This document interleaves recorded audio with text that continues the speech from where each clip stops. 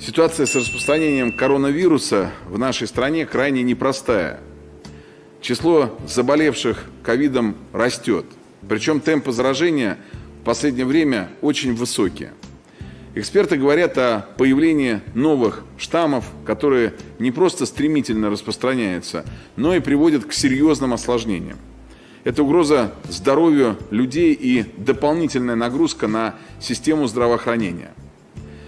Необходимо обезопасить граждан от болезней, еще рано отказываться от соблюдения рекомендаций специалистов и мер предосторожности. Все санитарно-эпидемиологические требования должны выполняться неукоснительно, ведь это забота о своем здоровье и здоровье близких. Только так можно уменьшить риск распространения инфекции. Важно наращивать темпы вакцинации. Хочу еще раз обратить внимание глав регионов.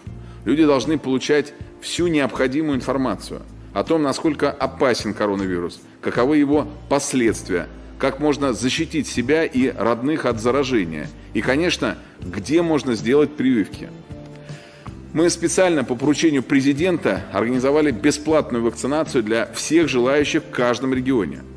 В то время как в других странах стоят в очередях и готовы платить большие деньги или ехать за границу, чтобы сделать прививку, у наших граждан есть такая возможность. Повторю еще раз, бесплатно и на всей территории страны. Российские вакцины доказали свою эффективность не только у нас, но и за рубежом. Хочу попросить во время нашего обсуждения, пожалуйста, высказаться всех откровенно.